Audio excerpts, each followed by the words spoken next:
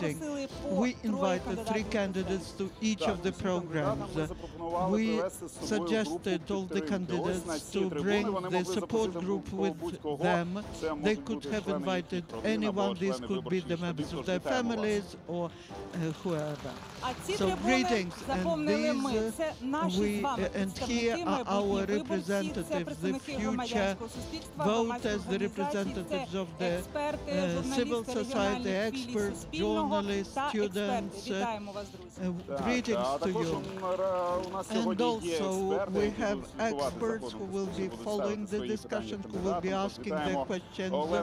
So these are Олена Трегуб, Олексій Гарань, and Sergiy Fursa and Просто біля мене сидять представники нашої перевірки на брехню або на правду, перевіряти на правдивість усе сказане кандидатами в президенти будуть представники проекту These are the representatives of Vox Check project, Максим Скубенко and Олена Шкарпова. Greetings. So the introductory part is almost over. It's time to invite the candidates. And we invite Інна Богословська.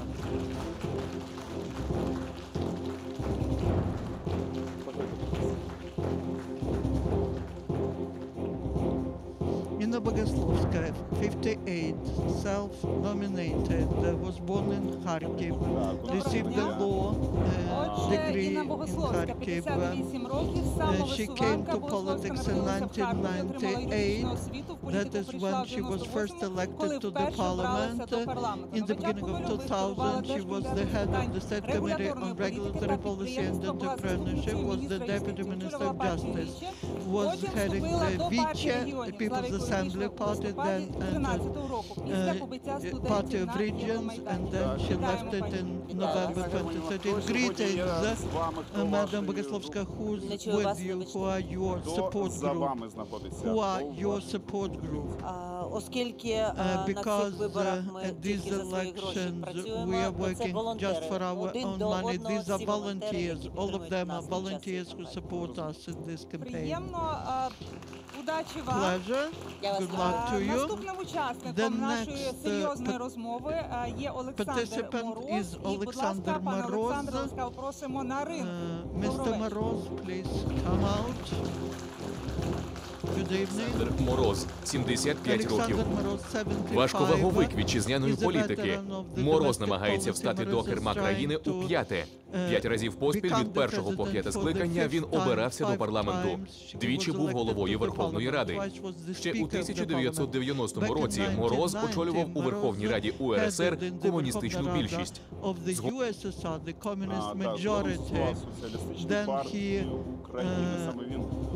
Started the Socialist Party of Ukraine. It was him who in 2000 made public Milichenko's tapes, and these were about President Kuchma and his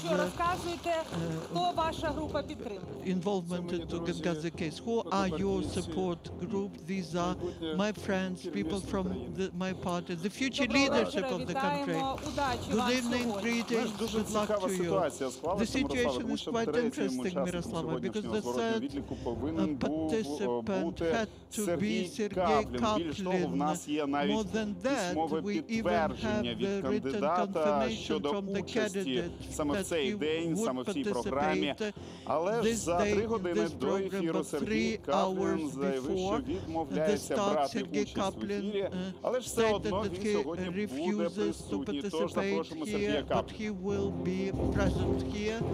Nevertheless, so we invite Sergiy Kaplin. He will be quite unusual today, somewhat artificial. Sergiy Kaplin, he will not be using a lot of time, and we shortened our broadcasting. We were planning to work for 2 hours, 20 minutes. We'll be working for an hour, 45 minutes approximately. I will announce the timing. I would like to mention that the candidates agreed to this timing. There are 3 blocks. We selected the first block, блок міжнародна політика, третій блок законодавчі ініціативи президента, економіка. Отже, в цих трьох блоків будуть мовити. Так, кожен кандидат, він отримає приблизно 90 секунд для того, щоб окреслити своє бачення того, як повинна виглядати та чи інша сфера. Потім вони будуть, кандидати, отримувати питання від своїх візаві, від експертів, від ведучих. Приблизно будуть 30 секунд на питання від інших кандидатів, приблизно 60 секунд на відповіді, а за всім, що пролунає в ефірі нашої програми, будуть слідкувати наші експерти з «Бокс-чек», які наприкінці кожного блоку будуть робити зауваження, якщо якісь маніпуляції вони пролунають в нашому ефірі. Я ще нагадаю також, що наші глядачі можуть долучитися до нашої розмови. Ви можете подзвонити до нас за номерами телефонів, які ви побачите зараз на своїх екранах.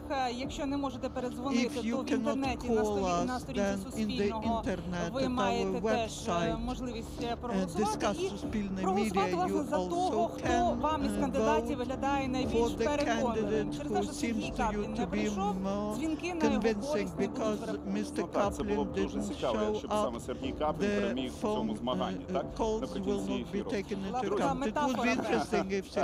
Друзі, де нас можна дивитися? По-перше, нас транслює ЮА Перший та ЮА Культура. Нашу програму транслюють усі регіональні телеканали суспільного мовлення, а на каналі ЮА Крим ви можете дивитися нас з синхронним перекладом кримсько-татарською, тож мерабани заслав.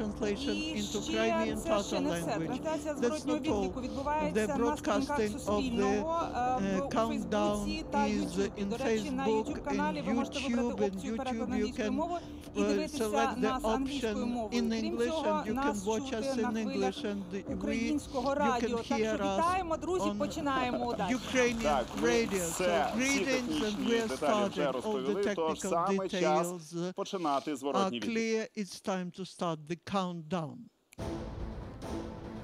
National security. Отже, наш перший блок, як ми обіцяли, стратегія національної безпеки та оборони, і перші півтори хвилини має на представлення своєї стратегії Інна Богословська. Пані, будь ласка, поїхали. Оскільки я написала дві книги за цей час, які стосуються розвитку України, то півтори хвилини дуже складно. Але, перш за все, вже з 2003 року я стою на тому, що Україна має мати професійну армію that Ukraine should have a professional army according to NATO standards, and that is the requirement to ensure the movement towards security. We need to have a structure, professional army, reserve army, and territorial defense. This will help us to defend our citizens at all the levels, starting from the borders and including domestic possible тільки на випадок, коли не вистачить сил і ресурсу професійної армії, резервної армії можна мобілізувати молодь. Тому що сучасна війна – це війна професіоналів, а не війна молоді, яка стає пушечним м'ясом. Це теж моя позиція. З 98 року я з такою програмою вперше йшла до політики. Безумовно, нам треба врахувати, що є не тільки військова небезпека для України. Зараз небезпека в тому, що ми маємо глибочайше падіння рівня освіти, і Україна втрачає конкурентність, тому я б внесла реформу системи освіти до питань безпеки країни, бо ми саме з цим зараз Спасибі, що вклалися. Так, час сплинув, але ж буде ще можливість відповідати на питання. У мене є лише маленьке питання. Я пам'ятаю 2009 рік, був Крим, ви тоді приїжджали і казали, що треба відмовитись Україні від репатріації кримсько-татарського народу, щоб отримати час на вирішення будь-яких проблем. Тоді Меджліс кримсько-татарського народу звинуватив вас в тому, що це попитка отримати на виборах голоси прорадянськи налаштованих мешканців півострова, які завжди не дуже полюбляли кримських татар. Минуло 10 років. Чи не здається вам, що це тоді, у 2009-му, з вашого боку, була помилка? Ні, це не була помилка, була помилка mistake. No, that wasn't a mistake. There was a mistake of the state of Ukraine that declared the repatriation of Crimean Tatars, did nothing for all people who are returning to Ukraine, have housing, education, social maintenance. I believe that if Crimean Tatars who return to Ukraine, if they had their education and housing, and if they would have new roots in Crimea, they would have been defending Crimea. They are still defending the Crimea. 257 years of imprisonment received the Crimean Tatars, who account for just 15% of the population of the peninsula, and half of all the criminal cases are filed against them on the peninsula. But then you did not demand that the Crimean Tatar settlements are to be organized better, but you were against repatriation. I'm sorry, because these are the first debates. I would request you to stick to one rule. If you are stating something, interpreting my words, please give me the chance to answer. You have made a conclusion which does not correspond to my position. Where am I mistaken? You said that I did not request the enhancement of social protection of Crimean Tatars, but I was just demanding the suspension of repatriation. I demanded that all the Crimean Tatars запрошували до України. Коли їх запрошували до України, хочу вам нагадати, українська влада дала гарантію, що вона забезпечить всіх, хто переїде до України з житлом, правом на вільну освіту власною мовою і соціальними гарантіями. Коли ми повертали кримських татар, ми не витримували цих обов'язків. І саме тому я сказала, що давайте призупинимо commitments, and then I said, let us suspend the repatriation. So you were talking about suspension of repatriation to provide everything for those who move.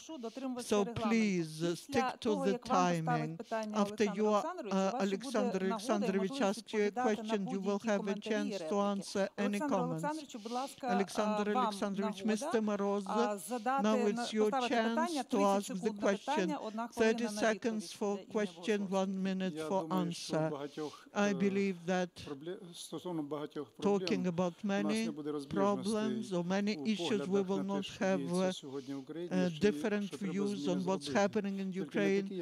We need changes, but not like is what is promoted, but we need real changes, and the first one is the change of the authorities. What is your understanding? What do you believe? Should it be changed? I believe that this presidential election is the last attempt of the leaders of the Ukrainian nation to change the system without revolution. If now we have the president who's the representative of the old system, then the revolution is inevitable, because this system cannot stand to all these challenges. If we manage to elect the president who is not the representative of this system, then we can do it evolutionary. If this is not done, then sooner or later we'll have the revolution. The change of the system is revolutionary measures, and this could be done thanks to the tools of the presidential power. If this doesn't happen, it cannot be done at the expense of the parliament. Thank you. Now it's time for the questions from experts. And myself and Pavlo can ask questions. I heard that Alexei Garan had some comments. Would you like to say something? I want to clarify. When you were saying that Ukraine has not ensured everything that was needed for Crimean Tatars, the party of regions was in power then, and you were the member of that. Because in my presentation there was some lie. I will check. I left the party of regions in May 2009, and since May 2008 till October 2010, I was not the member of the Party of Regions. Then I again became the member of the Party of Regions because I had to finish my work as the head of the Investigatory Commission on gas contracts of Tymoshenko, and I finished this work, and that became the grounds for the sentence. And then again, you left the party in 2000, and then again you became the member in 2012, and then thanks to the fact that I was in the Committee on Euro Integration, the work of this committee was unblocked, and we adopted all laws that were needed to sign Vilnius. So you were entering and leaving. I was joining and leaving because of one reason. Unfortunately, Ukraine elected the Party of Regions. In 2007, when I was invited there, before I was the head of the party Vice People's Assembly, we discussed this issue at the Congress of the Vice Party, and the Congress made the decision to delegate me and several other people to the Party of Regions. Why? Because Ukraine then selected the way. And that was the build of Party of Regions, and I left the Party of Regions. I was the only politician who stated that there might be a coup d'etat, and in May the agreement was ratified about the split of Ukraine, and like it was done by Putin and Medvedev. Okay, we have 5 minutes left for this block. You are providing comments on Kharkiv agreements that you signed in 2010, and you are talking a lot on condominium, the joint management or leadership and governance of Sevastopol. Pavlo has a question on condominium. I will ask on Kharkiv agreements. You are saying that you signed Kharkiv agreements. I didn't sign them. Did you vote for Kharkiv agreements? Okay, I voted, but I didn't sign. You voted, you gave your vote for Kharkiv agreements, but Kharkiv agreements did not influence the Russian aggression of 2014. Let's just assume that that's the truth. Your voting, you explained to Natalia Vlachenko that you were heading the Commission on Gas Contracts, and the argument for you, serious argument, was the reduction of gas price by $100 per 1,000 cubic meters. It was 2010. In 2010, that was 2 years after aggression of Russian Federation to Georgia. Wasn't it obvious for you then that Ukraine could become the next target for Russian Federation? And the Kharkiv agreements, this is like an explosive. I didn't know who developed that legend in Ukraine. The Kharkiv agreement had no relation to the threat on Ukraine. In line with the lease agreement of Sebastopol, the lease agreement had to remain in force till 2017. That is what from I began. So I asked whether it was obvious for you back in 2008 that after Georgia, that the next target for Russia, next military target, could be Ukraine. And it was clear that Russia had become an aggressor. Well, after beating of students on Maidan in 2013, I left the Party of the Regions. So it was not clear in 2010, after occupation of Georgia, that Russia was the aggressive country and that Ukraine might be the next target. No, absolutely not. That's absolutely incorrect statement. The Russian lease agreement with Ukraine about the Black Sea remained in force till 2017. такому стані, і газові угоди були такі, Kharkiv agreement і газові угоди були not такі, що нам нічим було розраховуватися. change Так, на жаль, от мені підказують, що цей блок зараз буде закінчуватися. Я не встигаю block has я не встигаю запитати про now, and I have no time to ask a question about the потім у нас буде в зовнішній політиці можливість. Я вас we попереджаю will further on have одразу, this що я буду питати possibility про to ваші ask and білборди, на яких ви answer пропонували встановити in the foreign policy російсько-українське block. керування містом I Ви will зараз ask you a маніпулюєте. Чи ви question дасте мені дати about зараз відповідь? your Прямо зараз. billboards Ви about маніпулюєте, ви the закладаєте в joint голову людей, які слухають неправдиву management інформацію. of Ukraine and Так, Russia. тому, будь I will ласка, show you чи this прийміть billboard. зараз мою Pablo, you відповідь, try чи to знімайте це питання. Так не manipulate. робиться на Either дебатах. you accept my Ми зараз з вами answer знаходимося на or перших дебатах в Україні. please Ми зараз на перших дебатах. Хорошо, добре, тоді І я я дуже попереджую, прошу тоді я попереджую. робити так, як Так, це ви робиться на перебивайте дебатах мене. в Добре, річних зараз ви странах. отримаєте час I для того, щоб suggest відповісти. Я лише to попереджаю наших continue колег, які на just пульті, as що нам потрібно десь it приблизно 2 goes хвилини, everywhere а in the потім ми world, so перейдемо I до have наступного to блоку. request Тож, two я нагадаю, additional 2009 minutes from my рік в Криму colleagues. з'являються білборди, So на яких back ви in пропонуєте 2009 in Crimea there appeared the billboards і which кажете, що suggested це to може якось establish полегшити joint міжнародні обставини. Коментуйте, будь ласка. control over Crimea for Я Russia and вперше Ukraine. заїхала під час виборчої кампанії 9-го року в Севастополь When як політик. in І я була в шоці, 2009 коли я I побачила, як visited існує Sevastopol військова база and I've seen how the military base of the aggressor country existed, and they already were aggressors at that time after Transnistria and Georgia and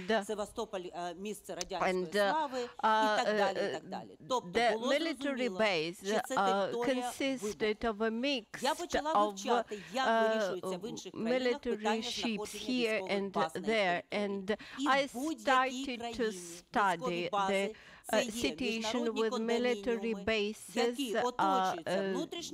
in other countries, and I found that the military bases in foreign territories are surrounded with a special fence, with a special attendance regime, and I suggested to make Sevastopol the territory of 2 military bases, and if we were to do this at that time, we won't have such a bad situation. May I comment on the international law?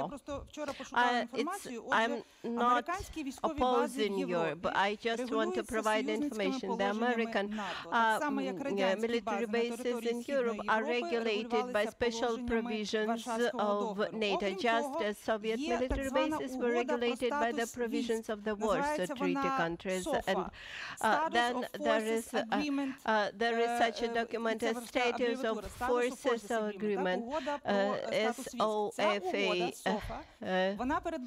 It stipulates for the logistics, for the division of jurisdiction, transit of arms, transit of weapons, and this agreement is based on joint security goals and strategies. So whether we had joint military goals at that time with the Russian Federation, you are mixing opposite things in your question. We had a city which historically is a disputable territory. From historical point of view, this is a disputable territory. This was the reason why Ukraine had to preserve the Russian military base, because Russia believed it was Russian territory. At that time, in the world, there were more than 120 condomina. Well, now there remain more than 20 condomina. These are disputable territories about which you cannot resolve resolve unilaterally. Unfortunately, when it comes to Sebastopol, there were no special fence contour around it. There were no special access regime to it. And that's why I looked at the US military bases, not at the NATO countries. You are asking a question to me that it was me who signed an agreement with Russia about common use of Sebastopol. Unfortunately, we had to limit the movement of Russian troops. Okay, so you do not believe that your suggestion back in 2009 was fair, was good, and not a mistake. That's good. Now we would like to give 90 seconds to Mr. Moroz to deliver his security policy for Ukraine. Thank you for this opportunity. I started to think that I am the excessive figure here. I would like to show you my book, which this was my 30th book, describing situation in Ukraine, and actually it answers the question which you have just asked. Today, Ukraine is a hostage of the geopolitical situation, and when the United States and Russia, they compete for the economic and military prevalence in the world, and in course of this competition we can see the colorful revolutions in Africa, all the events in Ukraine, etc. Unfortunately, we cannot resolve our problems only from inside Ukraine. We have to involve the international community. But today, the strategic players, global strategic players are making huge mistake. Ukraine should have the alliance-free status, and this will open big space for a solution of the problem. When Russian Federation attacked Ukraine in 2014, how it helped us that we had alliance-free status. Unfortunately, we made many mistakes trying to match either that side or the opposite side. On the other side, our rulers, people in power, tried to sell Crimea at a good price. What do you mean to sell Crimea? Let's recollect how it happened. And I understand that many people do not like my arguments. When in 1994, for the first time, the issue about separatism in Crimea appeared, being the Speaker of the Parliament, we had a voting against the President of Crimea position, and we initiated cancellation of that position. So I went to Crimea and the issue was resolved. But as far as I know,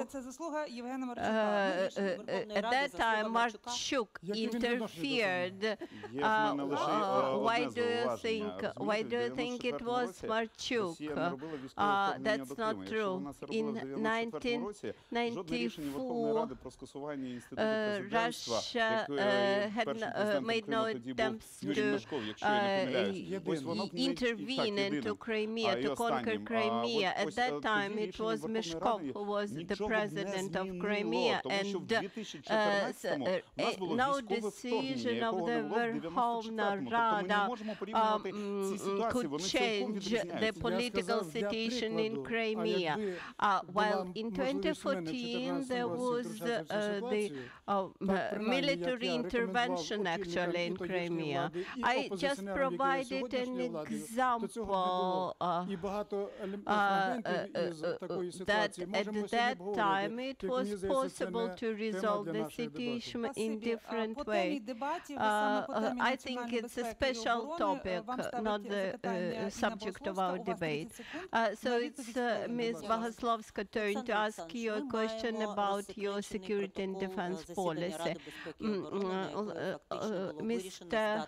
Moroz, we have the disclosed protocol about of NSDC about surrender of Crimea. How do you think whether we should excuse them and whether we should allow them to continue in the political positions in this country? My supporter, General Dumansky, who was deputy chief of the general staff at that time, and I definitely know that all the decisions about Crimea and about Donbass were coordinated with the commander-in-chief in our country and with our partners at the top level.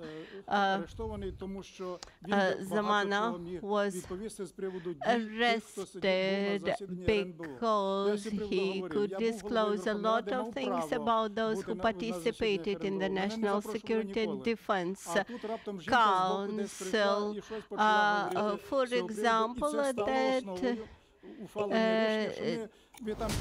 time I occasionally and unexpectedly was invited to participate in that meeting, although I was never invited before. Mr. Moroz, you are one of the candidates who didn't answer how to fight corruption in the defense sector. Do you believe that the corruption in the defense sector is a serious problem for the national security? You shouldn't ask that, because at the time I wrote to the president, to the prosecutor general, to the military prosecutor, that they shouldn't be promoting themselves, but I sent the materials about abuse, which was much more than what is discussed now, and that was in defense sector. It was about engines of Il-76, about French helicopters procurement and so on. And I believe that these letters will be soon made public, but the prosecution office says that we gave the order to the military prosecution to consider that there are 6 sentences or judicial rulings, but nothing was done with that. I have a comment. I remember when I talked to colleagues from Wyborcze newspaper in Poland, and they told, you know what's the difference between Ukrainians and Polish in the attitude to Russia? We understood that this peaceful Russia that is trading with the whole world, which is in G8, the Russia that we observed from 91 till 2014, is not a usual Russia. This will not last long. We believed that this is the time for us to make reforms, to join NATO and the EU. because we realized that one morning the Russian king will wake up and will start restore the Soviet Union. And you Ukrainians, he said to me, you believe that this Russia is the Russia which will always be trading with the whole world, which will be holding Olympic Games, which will not be using its own army to eliminate neighboring countries. So for you, everything that happened in 2014 was a shock. And I had some illusions as to the war, but now it's strange for me to see when Ukrainian politicians say that Ukraine should refuse from integration to the NATO and European Union. I cannot find any reason to agree to that, especially when Putin is insisting on the same. Russia, Russian Federation, is that the aggressor? Yes, definitely the aggressor. I mentioned that many times. When did you understand it, that they are potential aggressor? I wasn't saying about potential aggressor. When did you understand it? After Crimean events. Before that, it wasn't obvious. After events in Georgia, it wasn't obvious.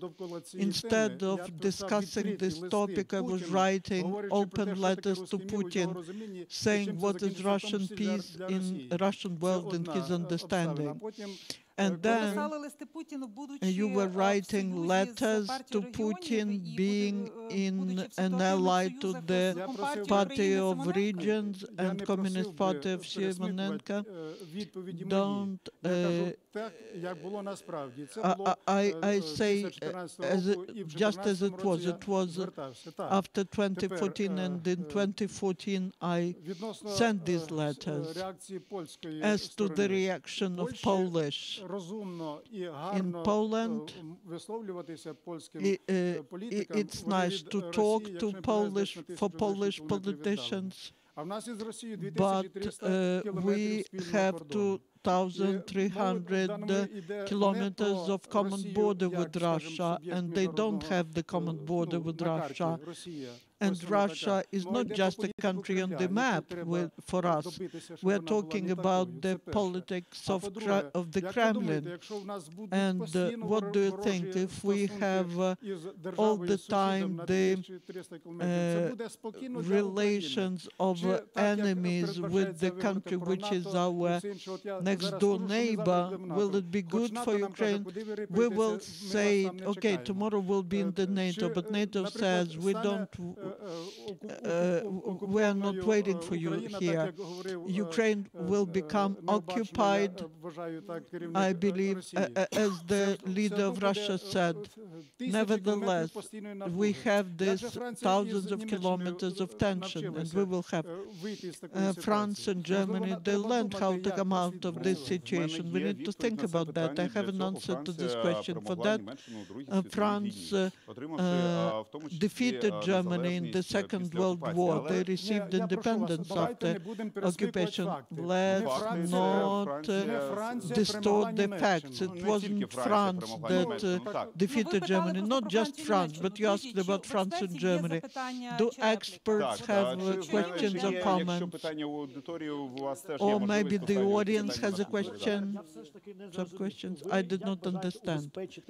How are you planning to make these 2,300 kilometers of borders safe? We'll have the NATO umbrella, and NATO will be defending us. Or is that the method to write letters to Putin, and Putin will say, okay, I don't need Ukraine, let Ukraine be free. I will not be aggressive. How are you trying to defend Ukraine by letters? How are you trying to defend Ukraine, stating it and putting it into the constitution that we will be there? Will we be there? But will NATO be doing it? Why should we be saying some empty words? Inna has just said about the structure of our defense structure. We need to do that. That doesn't mean making the country weaker.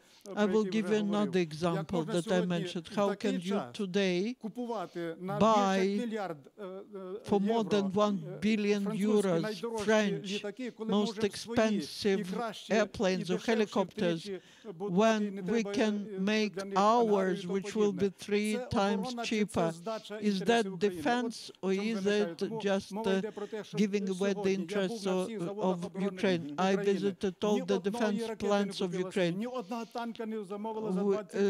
Ukraine hasn't ordered a single tank or a single missile at these plants. We are making new tanks and new armored vehicles. Have you seen them? Have you seen them? Yes, definitely. At the front. At the front, I was there. По-перше, зараз ми будемо переходити до питань з регіонів, тому що ми заздалегідь підготували, і в нас була можливість записати питання від наших глядачів з усіх регіонів, включно з Кримом і окремо з містом Севастополя.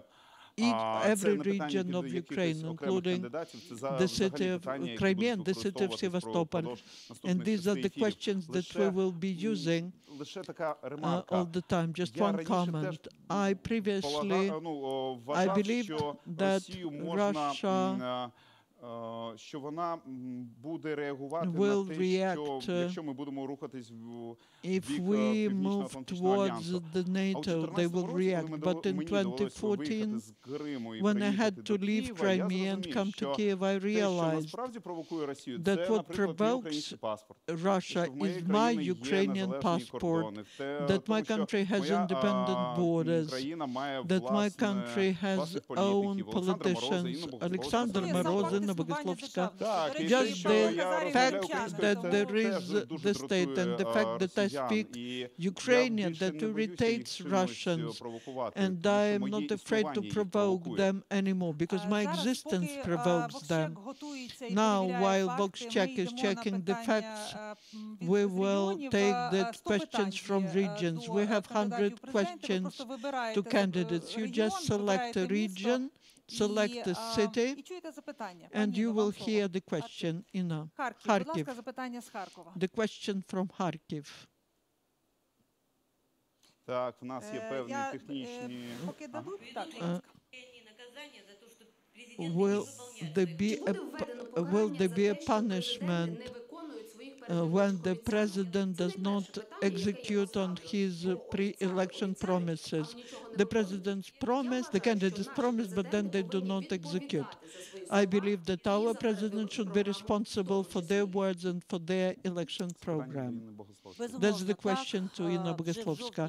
In October, I presented the agreement on the intentions of the president, which I signed. Only 67% signed it.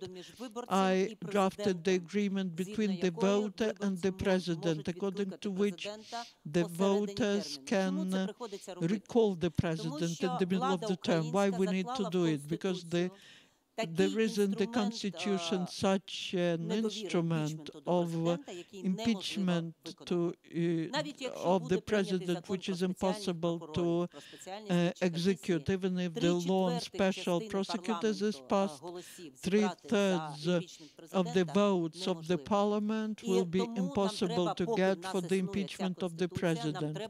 And while we have this constitution, we need to implement the instruments of other responsibility of the president. That's why I am convinced that after Ukrainian people understand that they shouldn't vote for these, but they should vote for others, we will make the electronic voting, which will give us a chance to call back the president, to recall the president. Now, Олександр Мороз, Черкаси область. I thought you will pick up Kiev region and later Kiev region, Черкаси.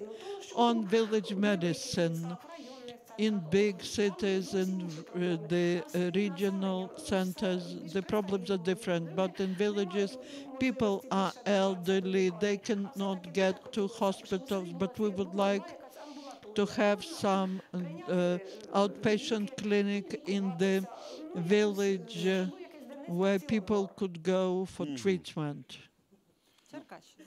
Okay, this wonderful lady asked one of the most important questions. She doesn't take into account one thing. The system of healthcare today has one task. We need to reduce the population of Ukraine, and that's done on purpose. In my village, they closed the medical point. In the region, they organized the so-called amalgamated community, and they, if we take our roads,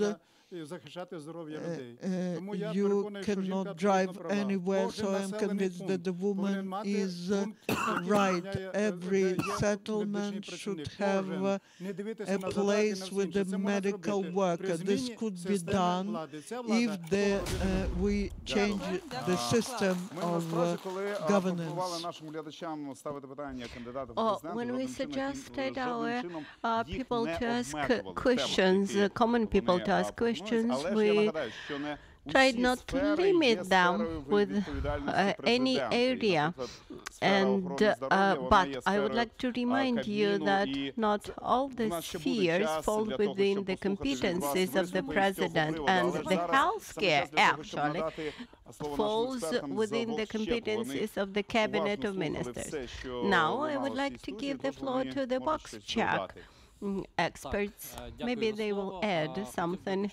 Thank you for this opportunity. I would like to start with the statement that we are not only two of us who are here. We have a team of our experts online.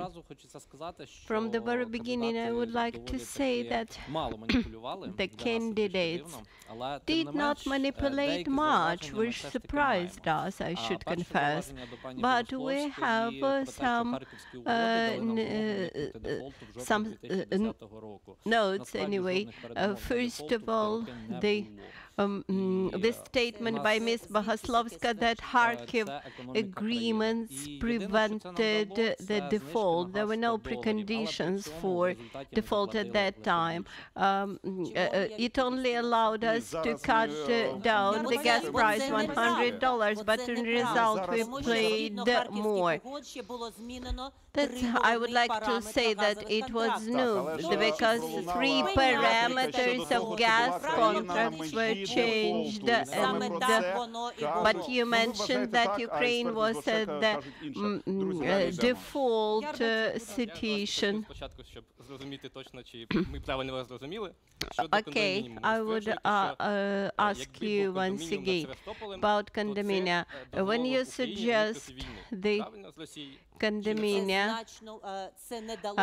over Sevastopol, you wanted to prevent the war with Russia. No, I just wanted to say that it won't allow the conquest of Crimea that easily that it was done back in 2014, because the defense would prevent it.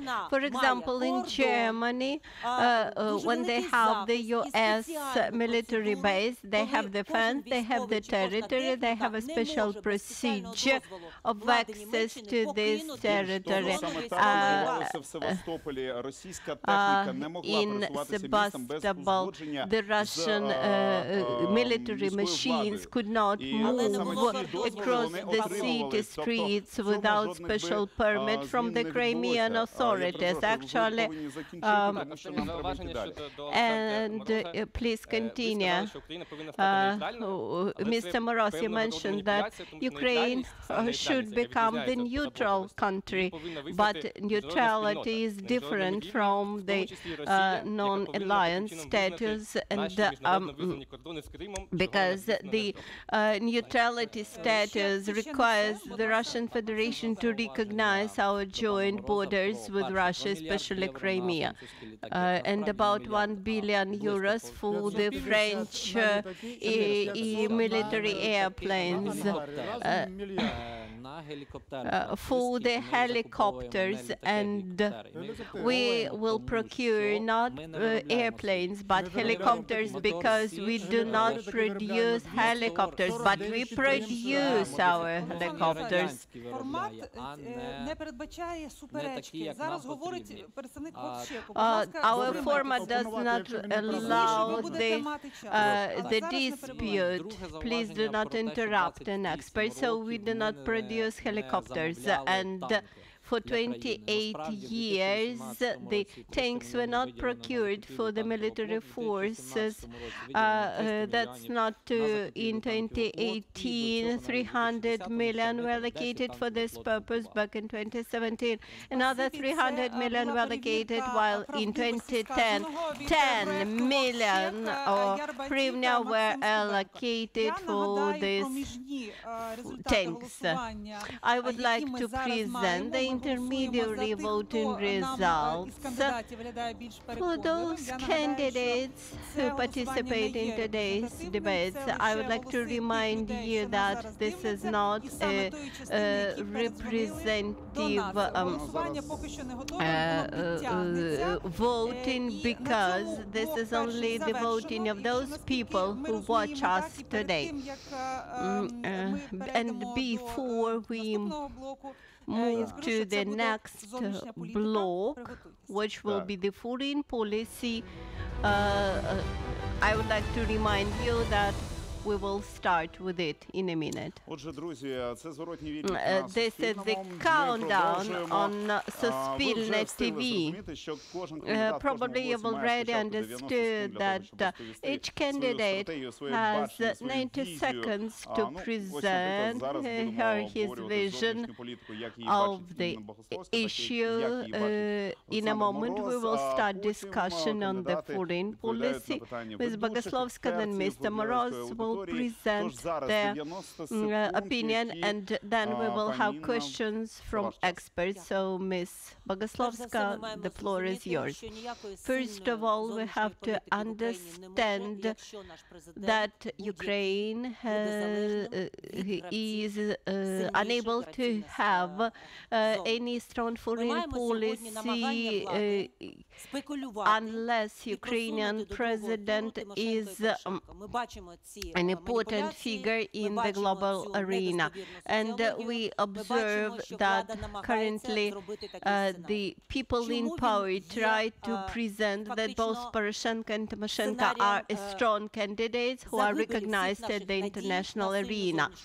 Why this scenario leads us to the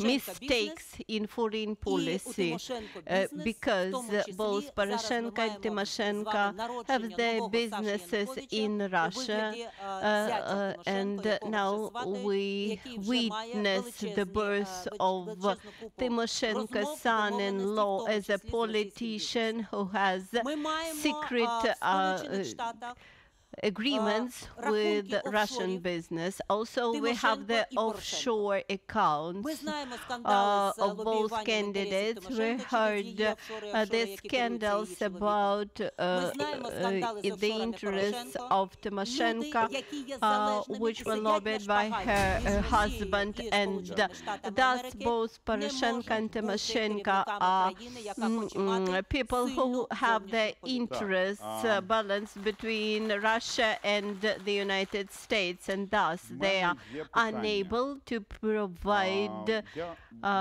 strong foreign policy in the interests of Ukraine.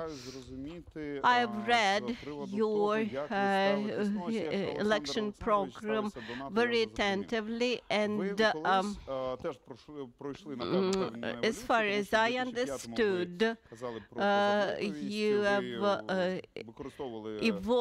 your opinion had evolved considerably during that period. In 2005, you stand for the Ukraine participation in NATO, and now you also stand for the standards of Ukrainian military forces in line with the NATO.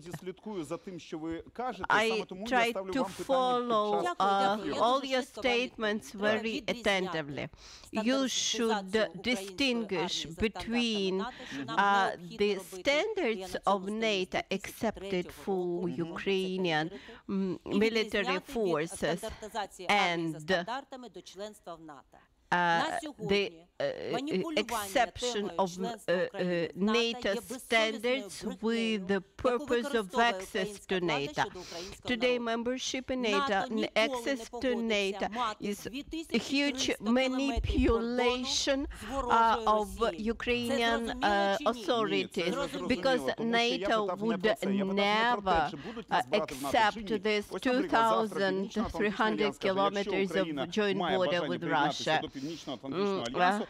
I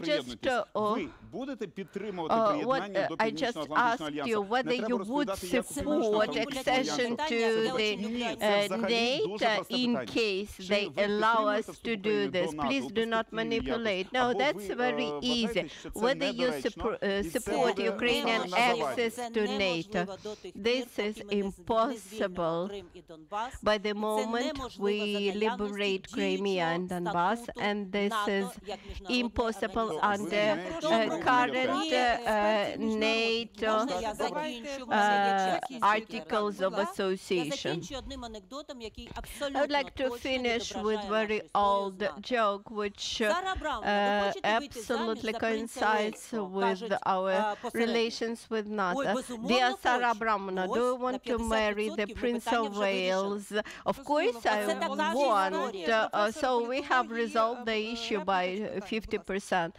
Professor Garant, I wanted to ask a question related to NATO. Thinking about NATO, we should keep in mind that they're able to provide us with a security guarantee. We had alliance-free status, and it ended with the aggression of Russian Federation. We just wanted to ask you whether you are ready to support this security course on NATO guarantees. And this is one thing. The other thing is that you never mentioned the European Union aspirations, the DCFTA issue in your program. So where do you see the place of Ukraine in Europe? Whether Ukraine is in Europe or not. I'm happy that we can mention the name of Ukraine on the one hand. On the other hand, from 2012, I rejected from membership in the Culture Committee in order to join the European Integration Committee, and due to my participation, the committee's work intensified considerably, and we made Vilnius, we prepared Vilnius.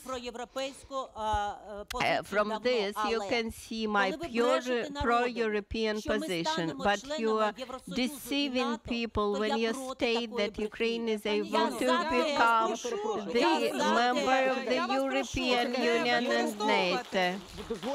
And this is a lie. Ms. Bogoslovska, please do not use the words lie, etc. We already have the association agreement with the European Union. I made everything possible.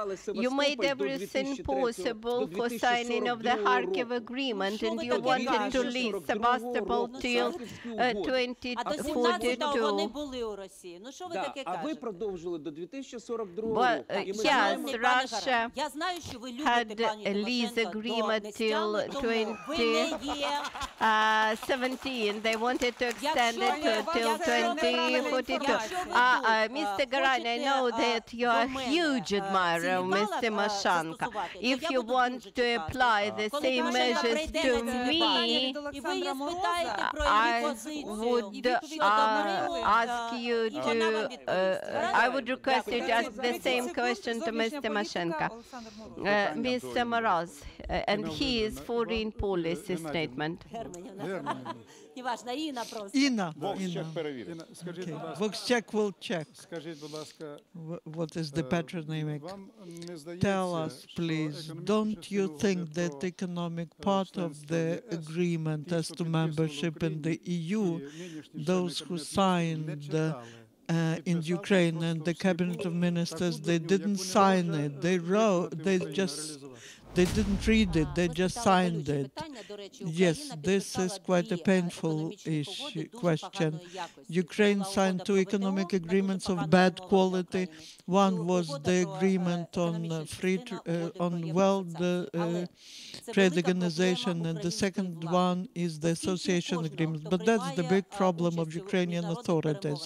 Everyone who participates on behalf of Ukraine in these negotiations, they have offshore accounts or some real estate abroad, and these people cannot have the pro-Ukrainian position.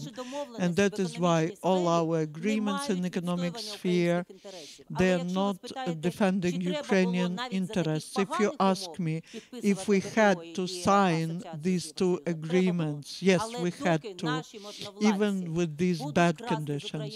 But till our leaders steal from Ukraine and take this money to offshore and buy real estate in London and in Switzerland, we will not succeed. And I want the Ukrainian people to understand it. Now we have the first results of the interactive voting.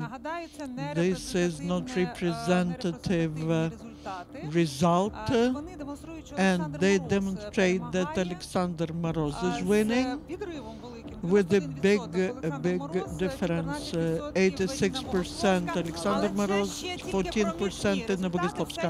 But that is just intermediary result. We have economists here. If they notice, if Sergiy Fursa, if they have some comments as to what our candidates say, I will give them the floor. I just hint. And we have one more guest who I would like to come. Please introduce yourself and what is your initiative that you represent. I'm Iskander Bariyev. I'm the activist of Liberate Crimea movement. And I would like, that's a comment, I would like to know that in the program of Mr. Moroz and Mr. Kaplin, who's not here, this program has no information about the occupation of Crimea. They're not talking about the occupation of Crimea. And when we officially addressed, we didn't get an answer. So our decision of our movement is we give you these black signs, we will send them to you. You can change it, Mr. Moroz, if you tell us what's your position on Crimea. Mr. Moroz will have time for that. We have, and also you can provide such a conclusion. We have some experts an expert who wants to ask a question, Vladislav Sasin. This is the question to Inna Bogoslovskaya. According to the statement of the Minister of Science and Education Lila Grinevich, 70% of graduates of Transcarpathian region, they cannot pass an exam in Ukrainian language, but Hungary is blocking the language article in the loan languages, and we don't have a dialogue on that. What's your position as to Ukrainian Ukrainian-Hungarian future relations? How can we address this problem in Transcarpathia? First of all, I believe that Ukraine is to blame because we do not have enough teachers of Ukrainian language. We cannot force.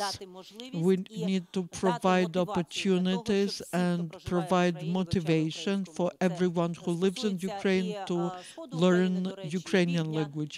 And it's true talking about the east of Ukraine, the south of Ukraine, and Transcarpathia. As to foreign relations, my first visit as the president will be to all pre-border Ukrainian territories. Our citizens who live on our territory and unfortunately they look abroad, they need to shake hands with the president, should get the guarantees that life in Ukraine will be better than elsewhere. We need to do that. Unfortunately, we haven't done that, and all the time the authorities forget about their duties. They start working for their own pocket, and that's it. We need to have a person who thinks about the state. As to our relations with Hungary, we need to understand that Hungary is the member of the NATO and the EU. We need to find understanding with them. The law on languages, if we cannot pass it, we need to find such a formula of the law that would suit all the citizens of Ukraine. To continue this international topic, we need to understand that the problem with some of our neighbors from the West, like with Poland, these problems do not depend on how we behave. Once my colleague said all the politics and internal discussion in Poland is built on the coffins of Pilsudski, and this is about the vision of who's the main enemy of Poland.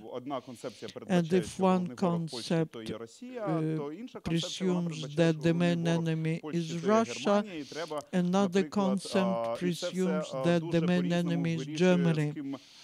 And then on that depends who officially Warsaw should be friends with. And I would like to draw your attention to the fact that sometimes our disputes with or our arguments with our neighbors, these are not our mistakes. It's because there is some internal discussion in the country, and we have nothing to do with that. And we need to understand that we cannot find understanding with some politicians because historically it's this is the situation. Yes, this is the problem, I agree. And you just mentioned that back in 2006, during a TV broadcast where Zhirinovsky participated, I said that we now need to think about ourselves because next to us, Russia is building a new empire. And unfortunately, this movement, Russia has decided on that, and having this border of 2,300 kilometers, we need to understand that next to us is the empire. Then Zhirinovsky poured a glass of water on me, but unfortunately, no one in Ukraine heard that. We see how on our border we have another new empire, Romania. If Romania were not the member of the EU, we would have different relations with it, because it says that Moldova and Bessarabia should be part of that, as it was done by the former president of Romania. And I'm sorry, we have timing. It cannot be a solo. I was asked a question, but you take too long to answer. This question was longer than my answer. Please, will you give me a chance to answer, or I will stop talking? Why are you inviting guests? We've heard you on Romania, that the president of Romania made a statement that Ukrainian lands are historic lands of Romania, and our Ministry of Foreign Affairs did not send a note to the government of Romania. Is that normal, and we forgot about that? Mikhailo Zhirnakov, the Jure Foundation. Good evening. I read the program of Mr. Moroz, and I see that restoring Ukrainian statehoodness is about creating tribunal to consider the responsibility of civil servants for genocide in 1918. The Institute of the National Memory asked not to use the word genocide in its improper meaning. Do you believe that internationally this period is recognized as the genocide of Ukrainian people, and what should be the tribunal? Because the Constitution prohibits creation of some special courts. That was a question which is on legislative initiatives. It's part of the international policy.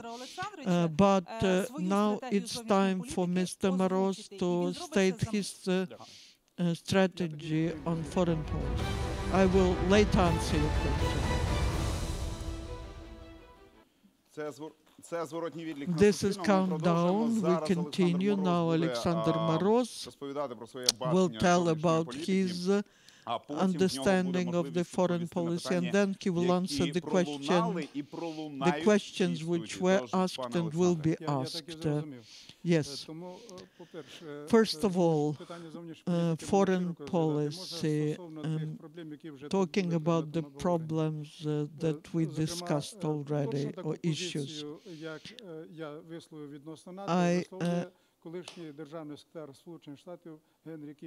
Henry Kissinger is saying the same as I said about the NATO. Let's refer to him, even though I repeat this idea since 1994, after the official visit to Washington, D.C. I believe that was the strategic mistake made then. How do we establish our relations? We, the government or the authorities, signed an agreement with the EU. I'd like to say, and I'll repeat it again, that the economic part, those who signed and those who have to execute, they didn't read it. I have many arguments on the energy sector, transportation, trade, and so on. And I talked about that many times, and I have the right to say that. As to political part of the agreement, this is quite a big text, 700 pages. I immediately wrote the proposal to leadership. Let us approve this agreement, the political part, because it is to be executed by us. That wasn't supported. We remember about the question on legislative initiatives, but now the question on foreign policy from Alexei Garань. You say, talking about Minsk agreements, you say, let us make the special status the same for all regions of Ukraine, then the peace will be established without new victims. That is Putin's plan. He wants this special status that was on Donetsk and Lugansk. He wants it to be applied to the whole territory of Ukraine. This way we will have federalization of Ukraine. That is a quotation from your program. I will explain, because you are not an expert in these issues. I'm happy, but it's clear, quite clear here. I know what was written in the Minsk agreement. agreements which were drafted in Kremlin, and we only signed them. Why I also would like to explain why Minsk I was not implemented, why the military actions had not stopped back in 2014. As for the special status, I wanted to say that each region of Ukraine should have a special status which provides for liquidation of presidential administration as it is now, and implementation of the European model of local administration. And due to this, we won't be able to surrender to Putin. But you mentioned special status in the context of Minsk agreements and the similar special status conditions for all the regions. I meant the Canadian model, Swiss model, but Canadian model means federalization. That is how you understand it, but this is the fact. The Canadian model provides that all the taxes and duties one half of them go to the federal government, one half of them remains in the local community. The unitary state, the Canadian model is a federation. I meant self-governance. Let's look at Poland. Poland is different thing, but you mentioned Canada. I was not sure whether you're familiar with Poland. Зараз запитання від Інни Богословської. Вона має півхвилини і давайте Inna Bogoslovska has 30 seconds to answer. I would like to answer this question first. I reject from my question, and I would like to allow Mr. Moroz to answer the previous question. Thank you very much. I used the Canada example because in the next sentence I state that we should make the local self-governance more influential, more self-sustainable in terms of the taxes, and that local authorities would rule knowing the issues of their own people, which will improve the well-being of the residents of those territories. First of all, I'm required to remind you why we have this silent figure here. Mr. Kaplin had agreed to participate in our debate, but then he rejected from that. So, Mr. Moroz, what you dislike in the Minsk agreement? The Minsk agreements, they just decorate the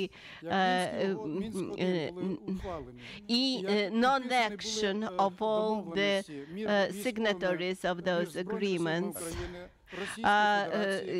There should be agreement between the military forces of Ukraine, the Russian Federation, and the representatives of military forces in DNR, LNR, and the European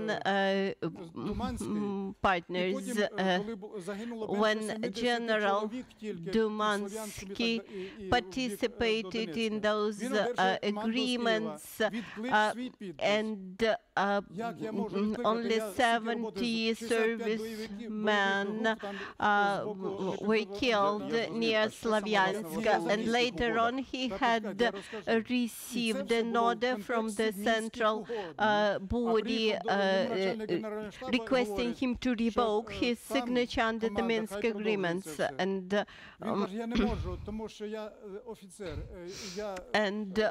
he tried to disagree agree with that. So I do not understand why you are unhappy with Minsk agreements. The Minsk agreements are not implemented. They are just used as a pretext of agreement, as a decoration. The Normandy Fool, the United States, they all pretend that the agreements exist, but they do not work. So you believe they do not work? I believe the main objective of the Minsk agreements was to cut down the casualties of Ukrainian army. Please excuse me this wording, to cut down the double-digit numbers of casualties to one-digit number of casualties. And clearly we see this result of the Minsk agreements. And I believe that no agreements with the aggressor are able to bring those occupied territories back to Ukraine, especially when aggressors believe that they should not give back those territories to Ukraine. So if you look at the Minsk agreements under this angle, that the main objective of them was to decrease the number of casualties, then you probably would agree that they reached its target. I believe that we should prevent that scenario from the very beginning. When specifically back in 2014, how could we prevent that? Because it was not Ukraine who attacked Russia. When the aggression had become obvious, we had signed the documents which made it possible. Why today's authorities don't want to remind this?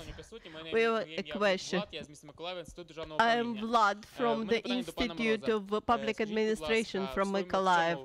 Mr. Moroz, in your presentation you mentioned local self-governments, but during the previous presentation you mentioned so-called amalgamated communities, from which I understood that you have negative attitude towards amalgamated communities. Okay, so what do you mean under local self-governance if you do not welcome the amalgamated communities? The amalgamated communities is a specific type of decentralization. This is incorrect. The real decentralization is when the local taxes go from the local level to the central level up to some limit. This is a big difference. I look at Poland. By the moment when the regions had got the right to retain tax collections of a certain level in their disposal, they were unable to introduce self-governance. So your question was about legislative initiatives. Now we have Maxim Yakovlev, who is an international policy expert. And he wants to ask a question. Mr. Moroz, many times we mentioned the European Union and NATO. So my question, how do you plan to prevent Russian peace from the Russian world from its further spread?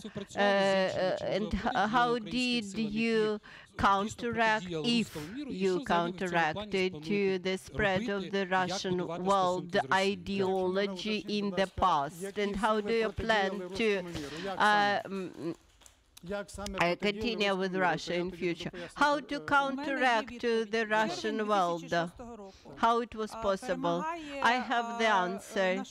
June 2006, when Butte tries to create a coalition with our Ukraine, and Boris Tarasyuk at that time mentioned that you were unable to create the coalition because the Social Party of Ukraine and Butte opposed the European integration, you could not agree on the parole, etc.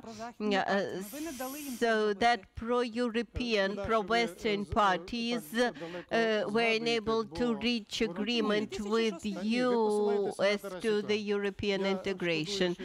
You had recollected, Mr. Tarasyuk. Unfortunately, I didn't manage to teach them how to play billiard. By 2006, we had Maidan events of 2004. In the period between 2004 and 2006, Nasha Ukraina, our Ukraine, and Butte had become the biggest enemies of Social Democratic Party. Як це стосується до вектору української політики? How does it relate to the European vector of Ukrainian development? So when we try to create, when we try to establish the coalition, we found out that we were unable to find the common ground. But you had good relations with Mr. Simonenko, with Mr. Medvedchuk, with whom you tried to change constitution. Олександр Олександровичу, 2003 рік, я цитую Українську правду. 2003, Українська правда. Simonenko and Moroz had consultations with Medvedchuk about the draft law on constitutional change, where they wanted to make the president elected by the parliament. Do you reject this? I disagree with it. So there were no this press conference. I never stood for the election of the president by the parliament. This was it's not a true story. Unfortunately, by 2006, Mr. Moroz followed very right way, and I even wrote this book, and you made much for the development of Ukrainian parliamentarism. But unfortunately, in 2006, you sold your principles for the position of the Speaker of the Parliament, and actually surrendered your principles to Yanukovych and Simonenko. What was the role of your social party after that? But in the elections of 2012, the Social Party had gained 0.45% of votes. May I answer? Then explain to me, once you are commenting that, what had I to do 3.5 months? They are just walking around to create coalition with those political structures. But Victor and Yulia cannot be put together. One says, what can we do so that she's not in power? Another one says, what can we do so that he's not responsible for anything? No, they have agreed. No, they haven't agreed. You don't remember. I just stepped aside, and they signed an agreement. Then I don't want to say, if a person being involved into scientific activities, a person who wrote a book about you, about me, that was a good book, right? It was a good book. It's a pity that the circulation wasn't so big. We need to have a bigger circulation. But that was a different Oleksandr Moroz. Okay, friends, we have violated our timing. Why do we have this discussion which is so controversial? You're making some conclusions. I have never changed my position. All my work was related to consolidation of the society, to the development of the legislation, just what is needed for Ukraine. But what is done now, that is a big problem for Ukraine. That's the end to Ukraine. You made Yanukovych the prime minister. You became the speaker. Okay, Vox check. They are checking the facts, and we will have questions from regions. Inna Bogoslovska, what will be the next region? Odessa. The question from Odessa.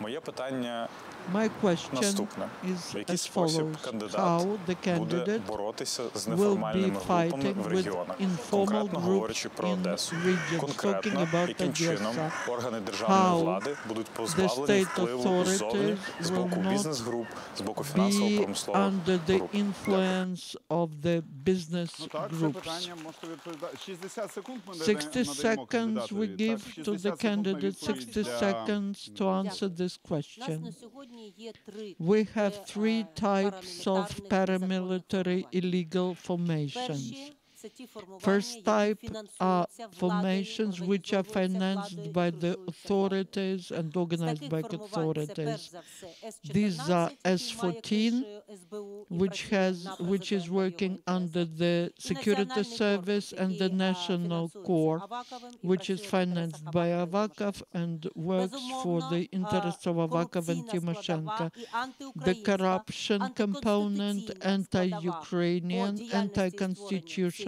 цих парамілітарних component підрозділів полягає в тому, що is українська влада на that сьогодні Ukrainian це є authorities люди, today які are взагалі не people вважають, що вони who мають do not виконувати believe that будь-який they have український to закон. Вони були execute приведені в any результаті Ukrainian революції, law. незавершеної революції They до were влади. brought І to вони power ведуть in себе the result як of середньовічні фараони. incomplete revolution, and they behave as pharaohs. Наступне запитання. Unfortunately, no more time. The next question, Олександр Мороз. Давайте Київщину виберемо. Let's take Kyiv region. Київщина, будь ласка. Kyiv region. Живу вдома, і мене по I live півроку at немає home, гарячої води and for вдома. half a year don't У have мене hot питання до water кандидатів в президенти. at home. Коли My нарешті question з'явиться is, when безперебійне will постачання we гарячої have води у hot житлові будинки? water in our houses? 60 секунд. Uninterrupted hot water supply. This will be, this is the question from Kyiv. This will be when people will elect the leader of the city, and the leader will be under the control of the voter. It will not be like when someone is appointed to the position, but people will elect, and such elected person will be responsible to people. Then you will have hot water. But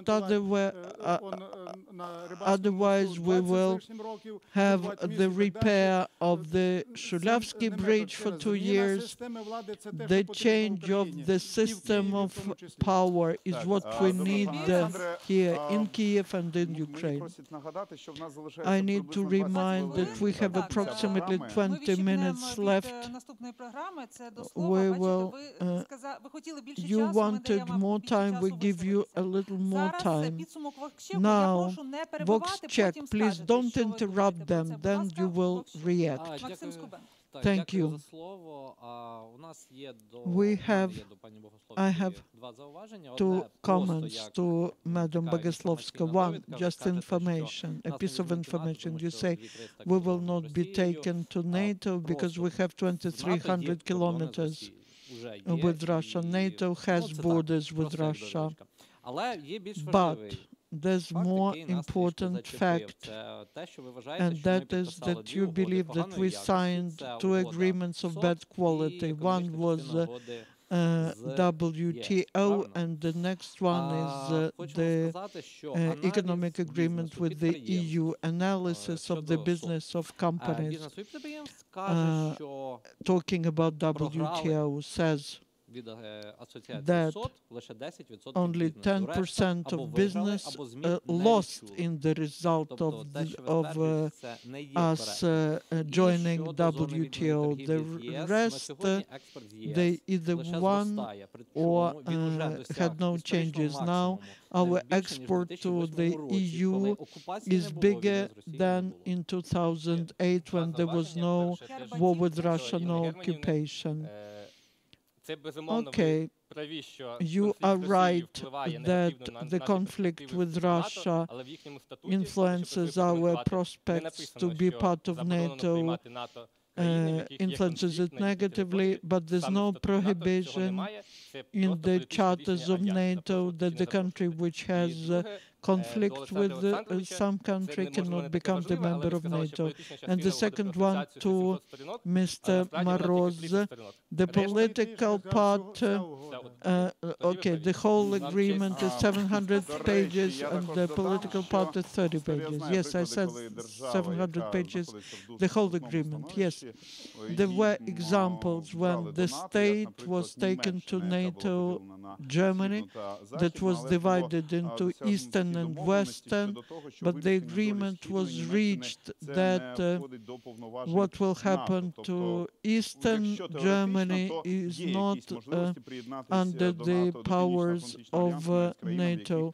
Basically, even the countries which have some difficult internal conditions can join NATO. And now a brief summing up of our interactive voting. Who supports who? 28% for Bogoslovska, 72% for Moroz. That is not representative result of the survey. Sergiy Kaplin didn't show up, and he has 0%. Okay, I remind that this is the survey, the questionnaires. This is the survey. We summed up the block which is on the foreign policy. Now we are starting the block on legislative initiatives and economics. Отже, вітаємо ще раз, дякую, що Welcome залишаєтеся again, із Суспільним, and thank you for watching this яскраву, я б сказала, розмову, дискусію bright двох кандидатів, discussion аудиторії, between експертів, two candidates to the presidency and the experts and people in studio. So we are now discussing the domestic policy of the president. I would like to specify whether these are legislative initiatives dealing with the economy, and then the economy will be discussed separately. Now, this is in general, and you have 90 seconds for your presentation of the domestic policy. Oh, we should not repeat once again Poroshenko's mantra that this is only the foreign policy, national security, which fall within the competencies of the president. Ukrainian constitution provides that the president is a guarantor of the rights and freedoms of Ukraine and has the right of veto to any decisions of the parliament. Moreover, the failure of the current Ukrainian constitution lies in the fact that the president, who is the head of the executive power, has the vertical of local presidential administration supported to him, which duplicates the functions of the executive authorities. So first of all, we have to begin with the powers of the president. The everyday work of the president should become fully public. The president has to reject from his own mobile phone and have only official email address. All the talks of the president should be taped, recorded, and he should live on the public residence and the full public control. Thank you. I don't know how to answer the serious questions within 90 seconds, and I do not know who made this time frames. I will continue in line with your program. I encourage the experts to listen carefully. You suggested to offset the currency loans, cut down VAT, cut the corporate income tax and the sales tax. Is it correct? I want to repeal the tax, the corporate profit tax. I suggest to reject from VAT and set off of all the foreign loans. Where will you find the money for the budget means? This is the question for a banana republic. We are all the time imposed an attitude or a position of a country which has to count in US dollars. We do not produce in dollars. We have a negative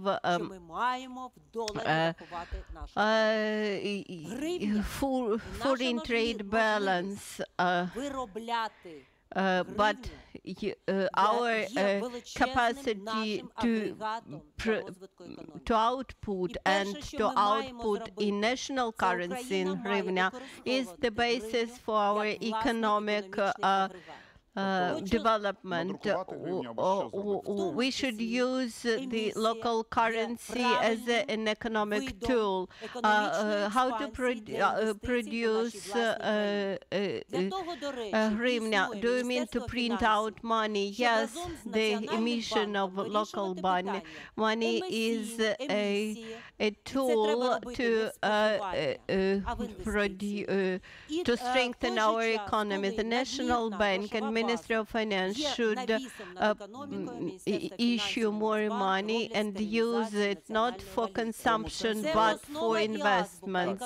This is the basis of the economy, and today's economic scheme as follows. We borrow dollars, we bring or equal all the production in this country to dollars. We measure everything in dollars, which result in a very bad situation. I do not want to interrupt, but you are speaking,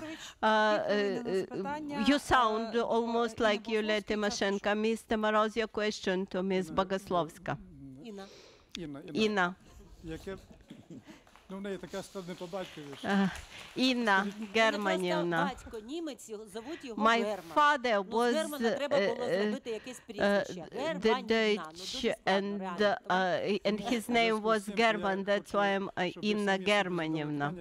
Ви не закінчили відповідати на попереднє. I wish to allow you to answer the previous question. This is a good example of cooperation. This is the ethics of politics. That is what Ukrainian politicians lack very much. We lack good school of politicians, and I would like to answer Pavlo's question about loans. the National Bank made a crime. It allowed to borrow consumers' credits in dollars, and thus Ukrainians became slaves of the National Bank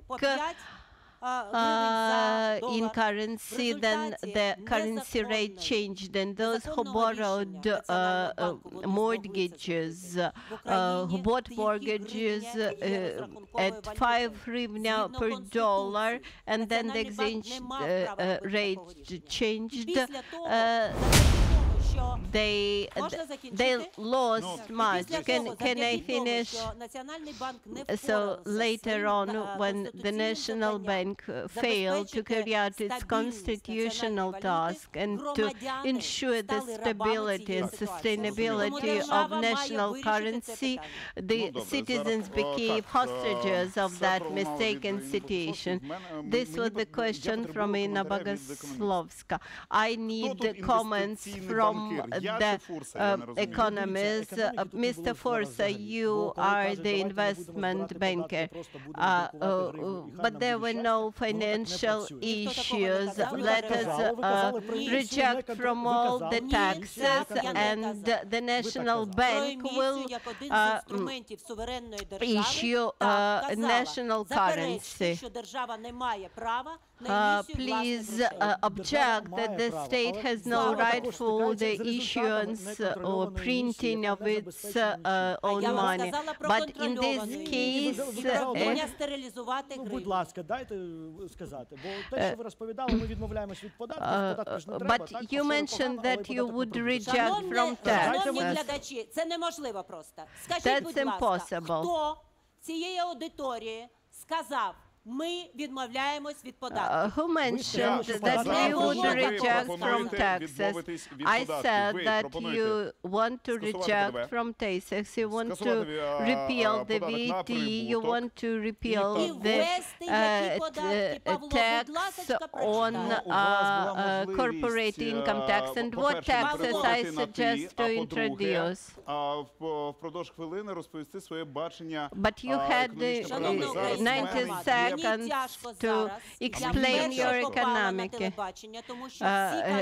Dear Ukrainian community, this is for the first time when I'm on your TV. This is my first time, but you were on Espresso TV.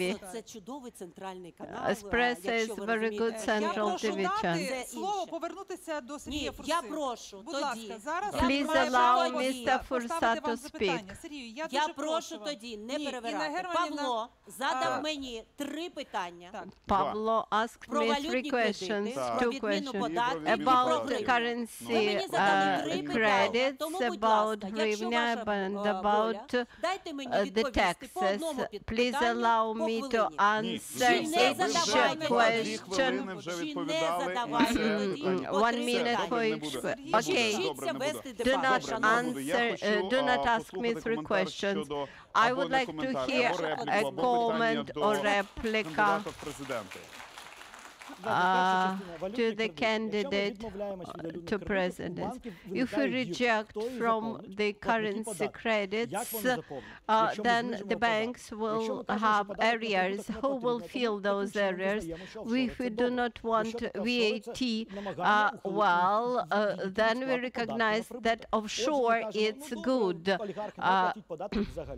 We say, oligarchs, please do not pay corporate income tax because otherwise you would withdraw that money to offshore companies. We will thus considerably cut down the tax revenues, and trying to fill this gap, we would print out money, and those money would not be supported by nothing. So on the one hand, you reject from the collection of taxes. On the other hand, you want to print out money, just like Northern Korea and Venezuela. They have А якщо ви не all прив'язуєте, the ви отримаєте або countries, фінансову Корею, all там other другий всі countries, рахують, або ви they весело, я не знаю, в чому там справа. they equal the Можна я level of відповім? Бо людина wealth in сказала, their що countries пізніше, після того, як and Олександр measure them Олександрович in презентує dollars. свою, Now it's позицію, time за for хвилин. Mr. Moroz to Зараз present his Прем'єра, Ви position. не будете ламати My регламент position дебатів. was Ви не будете distorted. ламати регламент дебатів. You won't break Час the Олександра format Мороза. of Він має debates. півтори Please хвилини, excuse me, потім please буде excuse мати me. ще Now Мене it will be просили time зробити of заяву, Mr. якщо буде Moroz. некоректно проводиться дискусія. I Я was зараз asked роблю to заяву make a на всю statement Україну. if I Зараз disagree мав with виступ the людина, яка обслуговує інтереси discussion. Порошенка.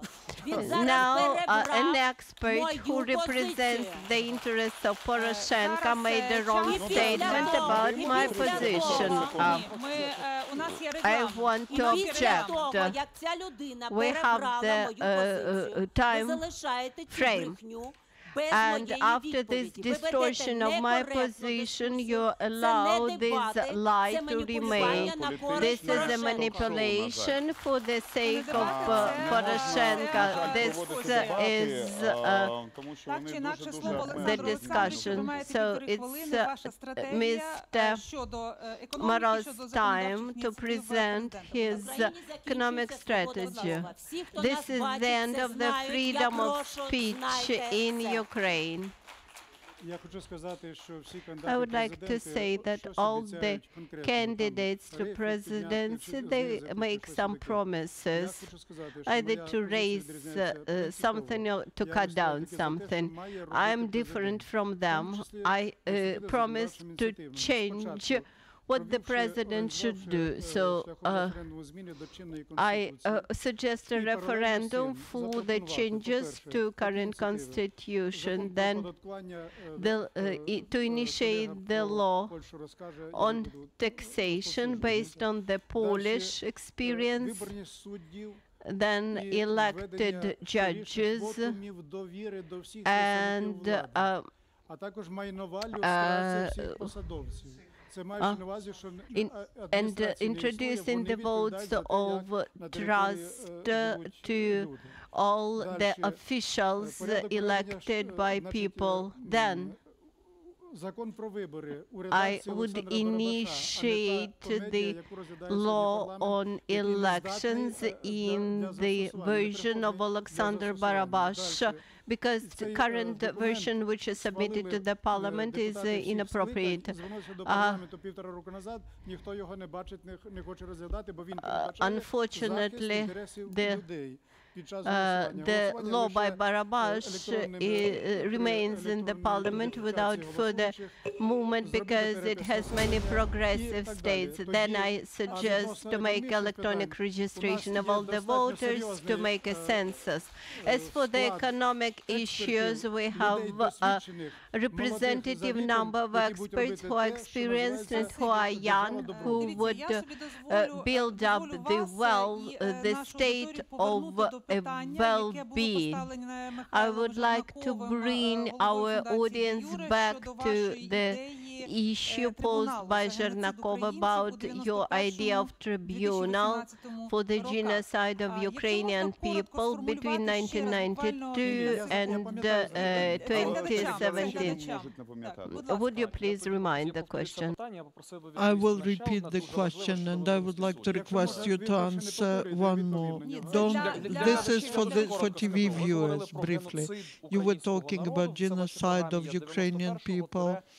It's in your program of 91 and 18. The Ukrainian Institute of the Memory called upon everyone not to manipulate the word genocide. No one recognized the genocide of Ukrainian people of 91 and 18. And what tribunal you're talking about? If the Ukrainian constitution prohibits creation of any special tribunals, not to repeat those which existed in Stalin's times. Recognition of genocide and Holodomor and starvation was in Ukraine when I was the speaker in the parliament. I insisted on voting for that. My argument was that was not a genocide. It was worse than genocide. Second, to use the formula genocide, I understand. If we were using it, we wouldn't ever get anything, because that's more of legal category than political. But to explain how our population is like 24 million, and we still are talking about 42 million. Who are we deceiving? How to explain what happens to people who cannot survive. That's the norm which is included into the category of genocide. About 60% of the population have the right for subsidies. There should be some responsibility. The referendum will decide on that. The question from Madam Bogoslovska, 30 seconds. Mr. Moroz can answer any question that he would like to. I will finish. We need to introduce really the possibility to have direct democracy, and we need to introduce local referenda and national referendum, and that is what we have now. The law on referendum was passed under Yanukovych not to have any referenda, but today people have no right to feel that they are worth something in the state. We need to restore the status of the citizen, cancelling the administration, enhancing the responsibility of the elected structures. Two questions from the audience, Oleksii Garan and Mikhailo Zhirnakov and Svetlana Astapa. Let's start from Svetlana Astapa. Please tell which of the reforms you consider to be effective: decentralization, health reform, or media, and which will you continue? I would like to say that in Ukraine, not a single so-called reform corresponds to the constitution. That is why they are all anti-constitutional. We need to do what the society really needs. That's my assessment. Oleksii Garan. On political instruments that the President has. That is the question to Mr. Moroz and Madam Bogoslovska. You said that we need to refuse from the institute of the President. We will not have the President then. Who will be the head of the state then? If we don't have the President, and then you're right, that the President has to come up with the initiative, should initiate the laws. So you refuse from the position of the President, and that you are talking about the President initiating some legislation, and then you said that within 3 months we need to announce the national referendum to clarify the constitution, because that is the same that Tymoshenko suggests. She says that I will be elected and I will announce the referendum and the new constitution will be passed. And Madam Bogoslovska, you say I will organize the National Assembly, and this National Assembly will pass new laws. No, the National Assembly will not pass. You say, I will liquidate political corruption with the support of the National Assembly. A new law on political party will be passed. The laws on elections to the Верховна Рада will be changed. Our National Assembly, if you are the professor, you read with the support with the National Assembly of the people of Ukraine. That means that the people will be standing together with the president near the corrupt parliament and will force the parliament to pass this, to approve these decisions. Okay, I will answer. I'm sorry. You said. Thank you. I will answer. The National Assembly cannot adopt laws and it will not, but it says with the support of the National Assembly, new laws will be adopted. Now in Ukraine, more than 1% of Ukrainians are members of the political parties, and these so-called political parties, and we have more than 353 of them. I remember in October there were 353, now more. We do not have. How do you gather the National Assembly? The National Assembly will be organized like it was done in Armenia and in other countries. It's like street democracy. Мирослава, let's change places. Just read my book and instead of me. You are instead of me. You behave not ethically. You tell the experts that they are lying. You say that someone didn't read your book. Instead of me,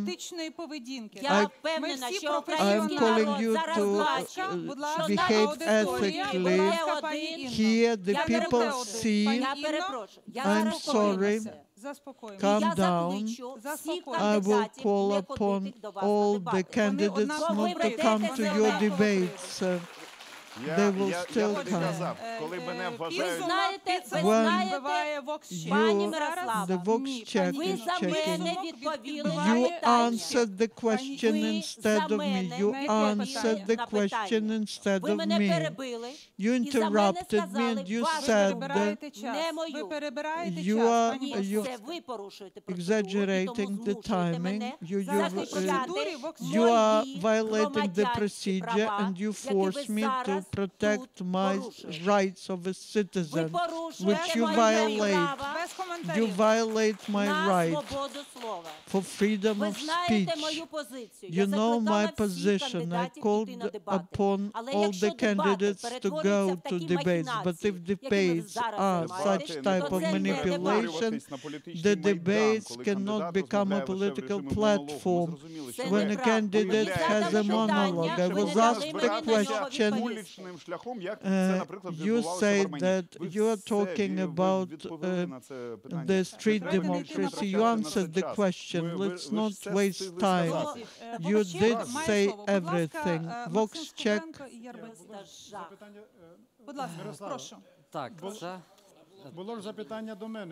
There was a question to me. I will answer. Олексій, I'm sorry. We have timing. And now I'm told that we have no time left. Vox check will make their conclusions. We will be very brief. I'd like to say that Sergiy has done everything on quotations. He said everything about taxes. I would like to add on emission. You say that emission into investments. I would like to say that emission into issuing into investments leads to the same result as issuing money or emission to inflation. You do not give any facts. You are just providing comments. It's Vox check. What is vox check? You said they're checking the Це facts. експертна група, яка Vox перевіряє check is a факти. group which is checking the facts. І вона каже, що And they співпадає say з what економічними законами. coincides with economic laws. Розумієте, ми країна, яка We може are the змінювати country політичні that закони. can change political laws, but we are the country that cannot change economic laws. It was only half of the text was said. There was no analysis made Добре, давайте так that зробимо. Якщо ми had граємо to be в хто останній made. скаже, то ви If we are playing the game, who will be the last one to say, then you won. Now back to Vox Check. You want facts. When you were saying, you were contradicting yourself. That's your assessment. It's not the fact. I will say, then you will answer, okay? My dear children, please learn how to work. Розумієш, Мирослав, мені це навіть починає подобатися. I start loving it, Мирослава. Я можу вам сказати, що вам дуже Who сподобається, has коли народ eyes не and витерпить ears, і watch and знесеться цей listen. сором When відчисту. Тому не people грайтеся, will будь ласка. stop Навчіться being patient, слухати, не learn маніпулювати how to і не listen, обслуговувати владу. don't manipulate, don't serve to the authorities. You said that you support your integration of Ukraine. On the other hand, you say that you are for the cancellation of VAT, but VAT is the mandatory tax for all members of the EU, because for 20 years no one will take us in the EU. Two economies are strongest.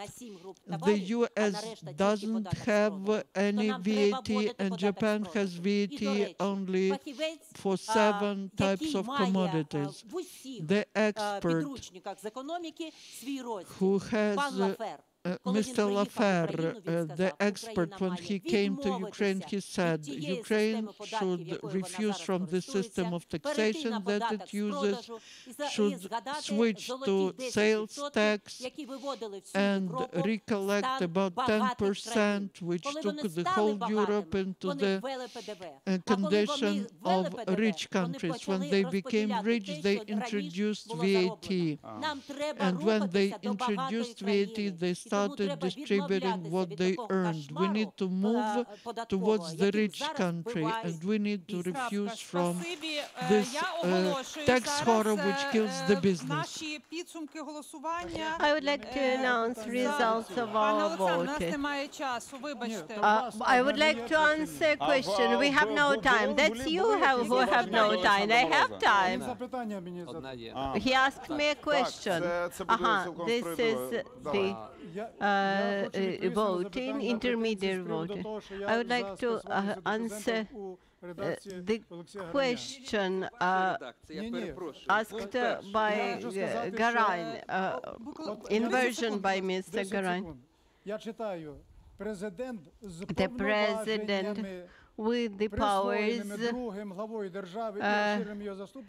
usurped by the second president is the biggest evil of Ukraine. We should reject from the institute of the president. Ми йдемо зараз на... Будь ласка, аудиторія, ви дуже активні, спасибі, не кричіть, це некоректно з вашого боку кричати. Ми зараз оголошуємо підсумки голосування. Now we announce the results of voting. I'd like to remind you this is not the representative voting. Who is to win? Mr. Moroz against 70%, Інна Богословська against 30% of votes. Mr. Kaplin gained nothing because he is not here. And now we start our final part of the show. В нашій підсумковій частині ми починаємо з бліц-опитування, і перша відповідає Інна Богословська, і ось тут уже точно, start our blitz questions. You only answer yes and no.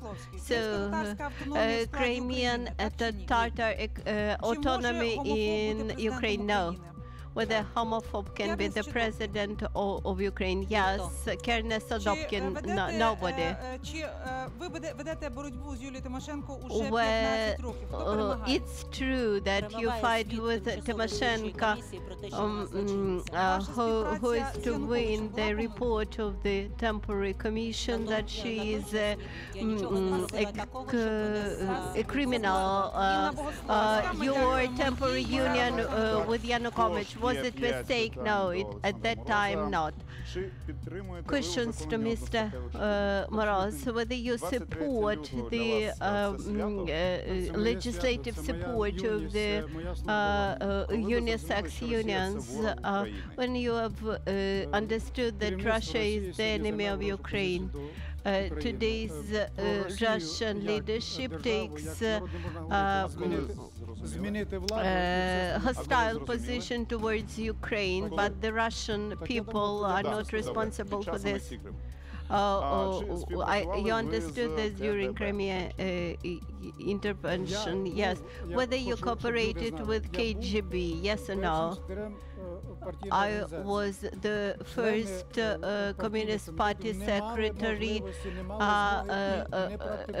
of the party organization, and the Communist Party secretaries never were engaged into the KGB work. Whether you support this prohibition to perform in Ukraine for those Russian actors who visited Crimea. We should analyze what they did in Ukraine. If they visited Crimea and said glory to Ukraine, then of course we should accept them for performance in Ukraine. Now each candidate will have the summary talk and have 1 minute, 60 seconds. Please show me the camera. I would like to see the eyes. Dear Ukrainian civil society, today only good things are made by the civil society in Ukraine. Unfortunately, the authorities had become the enemies of all the development, democracy, civil society, etc. We have to change this situation. I'm ready to work for 5 years, to work hard and share my